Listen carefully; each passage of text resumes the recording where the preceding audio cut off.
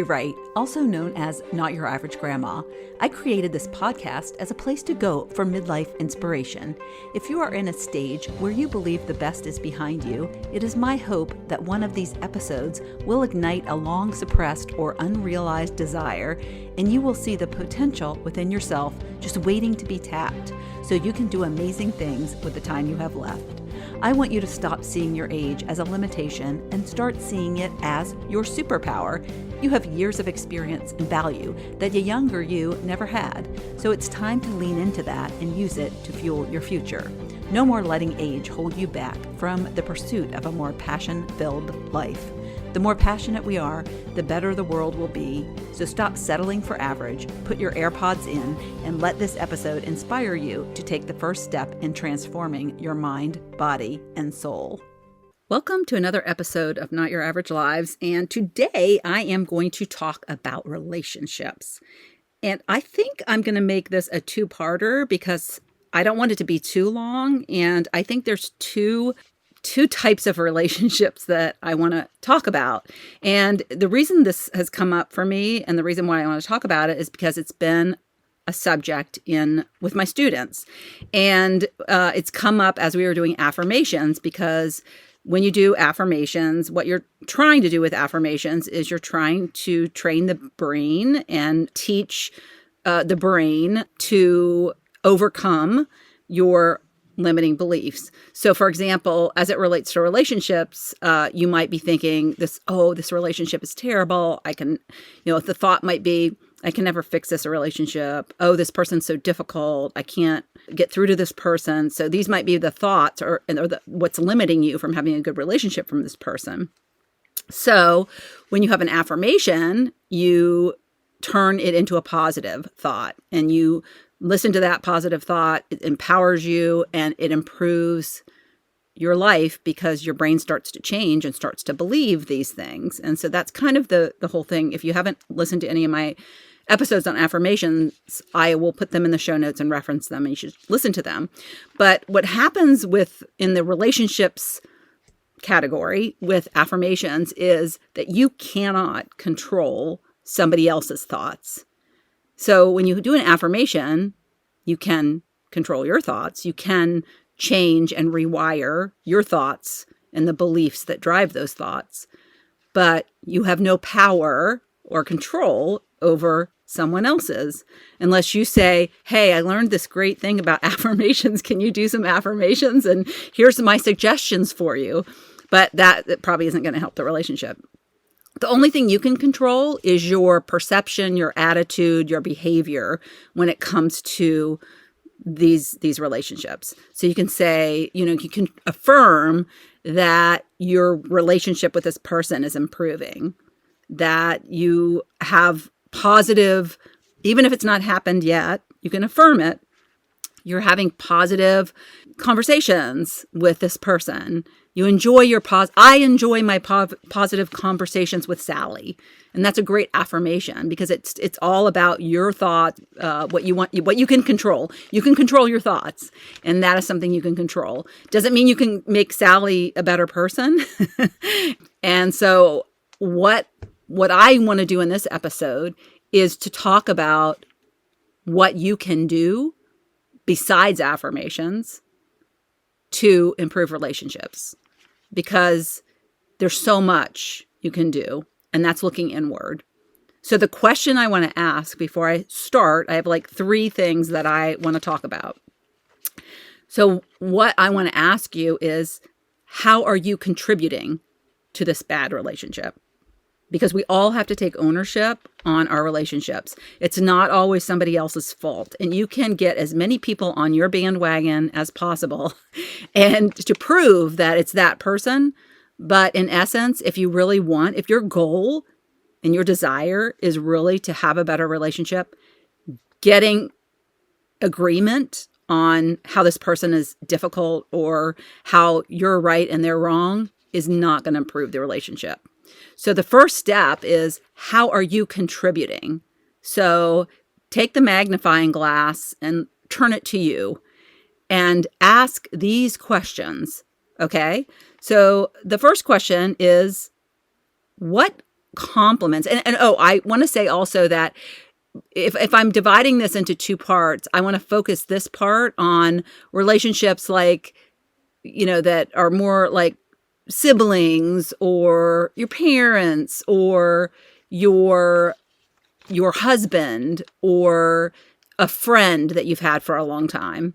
Whereas part two, I'm going to delve into the in-law space, whether it's a mother-in-law, father-in-law, sister-in-law, brother-in-law.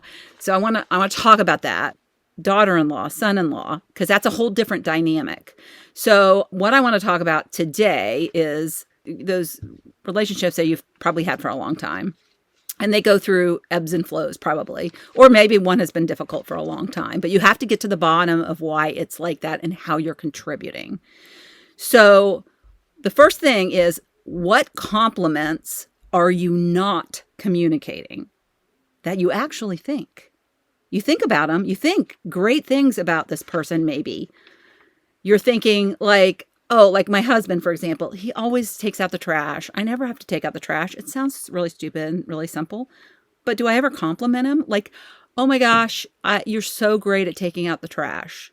I love that you take out the trash. It helps me so much. No, I never say anything like that. But wouldn't it make him feel good if I did that? So it's recognizing the things that you think and verbalizing them more. Because what happens is when we communicate, we tend to only communicate when we're trying to correct something or we're criticizing something. Like, oh, you didn't call me when you went to the grocery store and you should have called me because we needed a couple of things. And so that's the criticism he might hear from me. But when he does go to the grocery store and he does call me, I make sure I compliment, because it's almost like this little, like giving them like a dog treat. It's like, I'll give you this little compliment because I know it's going to reinforce good behavior, right?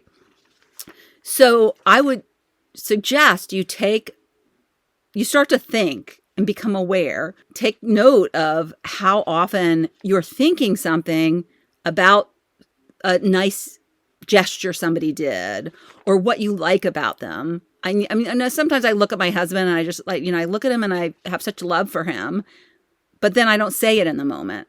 And I withhold that. That's a gift I have that I'm withholding. And then what happens is the next thing that comes up is, oh, he didn't do this. Can you please not do that? and that is what they remember. And then they feel like, oh, you never compliment me. You only criticize me. And that's because for every 10 positive things, and we get one negative, we remember the negative. And that's just kind of the way our brain works. So that is my first thing. What compliments are you thinking, but you're not communicating? Number 2 is, what are you expecting when you do something for somebody? So in other words, you might, do something for like a friend. He's like, oh, I'm going to do this for a friend, but there is strings attached perhaps. Like you're expecting something in return. Even you might not even realize it. But then this person doesn't do something. Just a very simple example is you call your friend, you haven't talked to your friend in a couple of months. I have my college besties and live in different towns. And so a phone call with one of them is such a treat for me.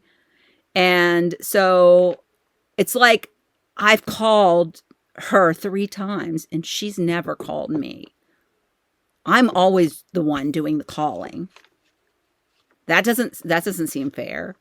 So we kind of like, we'll keep score in a way, and then we get disappointed. But like, it doesn't mean that person isn't thinking about us. It doesn't mean that if that person didn't want to talk to us, they wouldn't take our calls. It's very easy to not take your calls these days because caller ID is on your cell phone, right? Or they would make a short phone call out of it. Oh, I got to go, making excuses, right? But they're giving you the gift of their time, and we're all very busy. And cherish that, and don't set any kind of expectations, because you want to be a giver. You want to be a giver. You don't want to be a giver but expecting something in return. I'm only going to give if I get back.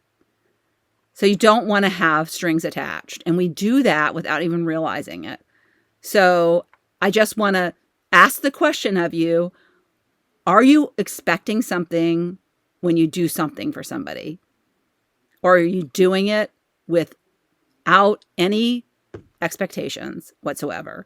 And I want you to be aware of this, because if you start to like get mad or irritated because somebody isn't doing something for you, think about why you are. Is it because you did something for them and they haven't returned the favor? Is it because you're keeping score on something? So that's a very good question to ask, right? Don't keep score. And then like, especially like with a partner, like I do more housework than you, if you like compliment them on what they do, I guarantee they will do more. I guarantee. And so when you complain, it just makes it that they're more resistant to that. You can't do anything right. That's kind of what they think, right? Okay, and then the third thing, and I have a little story to go with this one, is what are your nonverbal actions? Sometimes what I've found, and I have a great story to reinforce it, is that we don't even realize how we're coming across facially, with our stance. And you've probably heard that I think it's over 90% or something. It's like really crazy high about our communication. People receive us like over 90% nonverbal. Like they're only listening to like 7% of what you're actually saying, because they're so busy, looking at where your arms are, whether you're smiling or not. And what are you doing? What are you doing that is contributing to their reaction to you? So they might be reacting to something you're actually doing. You think you're doing nothing, but you're actually doing something. And my story is about, and it goes years back. It's something I learned a long time ago. And I'm so grateful that I learned this at a younger age, because it really helped me before I even got into my neurocoaching program. And it was funny because I never finished college. So I kept going back and I would dabble. I never really figured out what I wanted to do. So I'd take 2 or 3 classes and then take a few semesters off and then go back and take a few more classes. I guess I just liked learning, but I was always kind of searching for the thing that I wanted to do. And then of course it took me many years, and it didn't require college, but I did take this course on communication, and it was life-changing really for me when I learned about the ego. That was the first time I really learned about the ego, and I learned all about interpersonal relationships. And I had a sister-in-law. She's now my ex-sister-in-law, but I still love her to death. She's amazing. I love her. So much fun. But I was the first daughter-in-law that married into the family. My husband, my first husband, my ex-husband, was the oldest boy. And so he had a brother a couple years younger. And so I had 2 kids by the time he met her and got married. And so looking back, and what I recognized through this communications class is that there was some jealousy there. I believe there was some jealousy there. And part of the jealousy was, first of all, she was really cute, and she did aerobics. She taught aerobics. So she married my brother-in-law, and he was a pilot. And so she quit her job, and then they moved to Guam for a year. At first he was in the Air Force, so that's why they moved to Guam. And then he got a really nice airline pilot job. And then she just, they'd go places they could go fly places free. They decided they didn't want to have kids. So they were just gallivanting everywhere, and she lived the life, And here I am, 2 kids, and I loved being a mom, and I loved raising kids. But sometimes you just look at somebody that has what you think is a better life, and you're like, damn, I wish I had that. So there was some jealousy there. And again, she was cute. She had this life, and we would see each other. We didn't live in the same town. She lived, in Georgia. I think they lived, Charleston. That's right. They lived in Charleston. See, it's been so long, I can't remember. But my ex-husband's parents lived in Georgia. So we would always congregate for the holidays in Georgia, in Atlanta. And so we would see them Thanksgiving, Christmas, that kind of thing. And I would say our relationship wasn't that tight. Like, we didn't talk outside of like our holidays. We didn't like chit chat, call each other or anything like that. And I just remember feeling like I wish this relationship was better because I really like her and I think she's fun and I wonder what I can do differently. And we went down there for a vacation, and it was, whether it was Thanksgiving or Christmas, I don't remember. And I remember I had my hair cut. I remember it was kind of a significant cut. I had gotten it cut from like long to short. And I remember she didn't say anything. And I was expecting her to say, "Oh, I like your hair. It's so cute." Or just acknowledge that I got a haircut. And she said nothing. And I remember thinking, that's weird. And I remember thinking, maybe because I had this communications class and it was all about what can you do? How are you contributing? How are you coming across nonverbally? And so what I decided to do was I was going to compliment her. It's vivid in my memory banks because I remember we were driving in the car and we were sitting in the back seat. And I looked at her and I said, "Oh, I like your hair. Did you do something different to it?" Because she had done something too to her hair. Maybe she was waiting for me to say something about her hair. We were both waiting for each other to talk. And so I just decided I would compliment her. And do you know, we would probably she'd probably been married for a couple of years to my brother-in-law. And I probably had never, ever paid her one single compliment because I was so busy judging her and being jealous of her. And that is not something I'm proud of, but you know better, you do better. And so I had no clue how I was coming across to her. And so I remember she lit up when I said that. And do you know how she responded to me? Her next words were, "Oh, you got your hair cut too. It looks so cute." And I'm like, wow, that was super easy. What a wonderful, then we just started talking and enjoying our conversation. And from that moment on, I made a point to always recognize how was I coming across? I honestly think that when I was in her presence, I was probably giving her the stink eye. I was probably giving her the once over, looking her up and down, wishing I looked like her, wishing I had a body like hers, wishing I had a life like hers.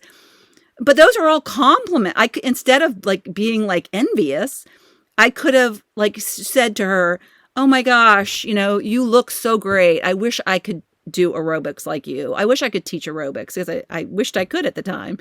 "How do you do it? Teach me." There's so many things that we could have celebrated together and been each other's best, support system because we're so much alike in many, many ways. And then she proceeded to go on and have 2 children, 2 amazing kids. And they were married for a long time before they had kids. They had kids late in life. And I remember her saying to me one day, "I hope I'm as good a mom as you are." So I really look back in that relationship and think the turning point with that, how would it have been if I never had that class and I never learned about interpersonal relationships and skills? And I always just sat there in judgment of her. And I continued to be like that and sending these nonverbal actions that made her probably feel terrible. Like I didn't like her is probably what she thought, when in fact I was admiring her. So don't withhold those compliments and really recognize if somebody is off, you feel like the relationship is for some reason not what it could be and you want it to be better and you can't figure out why they're not responding to you and they're reacting maybe in a negative way or they're not saying things that you think they should. You're like, why didn't she respond to me in a positive way? That wasn't the reaction I expected. Think about what you did, how you contributed, how you could have acted differently. And maybe there's nothing you could have done differently in the moment, but I really would encourage you to try and experiment with different ways of being with that person by really giving compliments, really not withholding those things and not having any kind of expectations around what your actions are And maybe that's one thing that they're responding to is, oh, if I do this, then she's going to expect this. So those are the three main things that you can't do this just through affirming it. You have to take the action. You have to be aware. You have to take note of your contribution to the relationship and how you can improve it. I heard this one time, and I don't know where I heard it, but we used to hear, oh, it's got to be 50-50. And I heard somebody say once, no, it's got to be 100% and 100%. Now, I think it's actually got to be 110% because you got to go the extra mile to be worthy of that relationship. So, and again, I'll just summarize. What compliments are you not commuting that you are thinking? Start communicating them. What are you expecting but not getting? What about just giving without strings attached? And lastly, what are you sending non-verbally out into the universe that person is receiving? So I hope this episode was helpful, and I'm going to next week get into the in-law relationship and what I've learned about that, and that I have a good story about. All right. Talk to you later. Bye. Thank you so much for tuning into the Not Your Average Lives podcast. If you haven't yet, make sure to subscribe on iTunes if you have an Apple device. You can find free resources and learn what else I have going on at the moment that might interest you on my website at notyouraverage.grandma.com. You can also find me on Instagram or Facebook at Not Your Average Grandma. If you liked this episode, it would make my heart so happy if you could leave me a 5-star rating. You can also add a review to let me know what you like about this podcast, which will help spread the word about it to others who need a little midlife inspiration. As always, be you, listen to your inner voice, and focus on reigniting that lost spark so you can start living your own Not Your Average life.